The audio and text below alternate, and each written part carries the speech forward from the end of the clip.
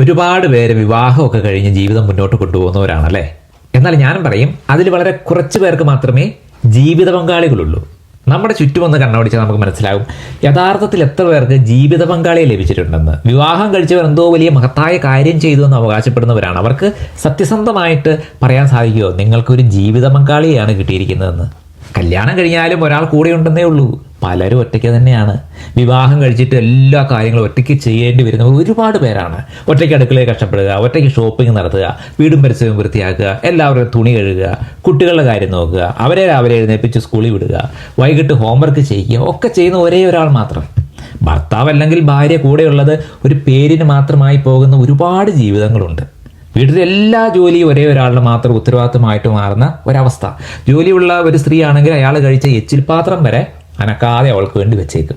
ഇത് പല പെൺകുട്ടികളും വിവാഹം കഴിക്കാൻ മടിക്കുന്നത് തന്നെ ഇതുകൊണ്ടാണെന്നൊക്കെ എനിക്ക് തോന്നിപ്പോകാറുണ്ട്. ഒരു തരത്തിലും സപ്പോർട്ട് ചെയ്യാത്ത ഒരു വ്യക്തി എന്തിനാണ് നമ്മുടെ ജീവിതത്തിൽ? പേരിന് ഒരാൾ വീട്ടിൽ മതിയെങ്കിൽ ഒരു വലിയ പട്ടിയോ പൂച്ചയോ വളർത്തിയാൽ പോരെ? വിവാഹം എന്ന് പറയുന്ന ഒരു കൂട്ടുത്തരവാദിത്തമാണ്. ചുമതലകളൊക്കെ പങ്കുവയ്ക്കപ്പെടണം. വിവാഹം കഴിഞ്ഞിട്ടും സ്വയം ഒറ്റയ്ക്കാകാനും ജീവിതത്തിൽ കൂടെ കൂട്ടിയ വ്യക്തിയെ ഒറ്റയ്ക്ക് വിടാനുമാണെങ്കിൽ വിവാഹം കഴിക്കാതിരിക്കുന്നതല്ലേ നല്ലത്? നിങ്ങൾക്ക് ഭാര്യയോ ഭർത്താവിനെയോ കിട്ടാൻ വേണ്ടി അല്ല, എല്ലാം പങ്കുവയ്ക്കപ്പെടേണ്ട ഒരു ജീവിത പങ്കാളിയെ കിട്ടാനാണ് വിവാഹം ചെയ്യേണ്ടത്. തുറക്കട്ടെ മനസ്സുകൾ.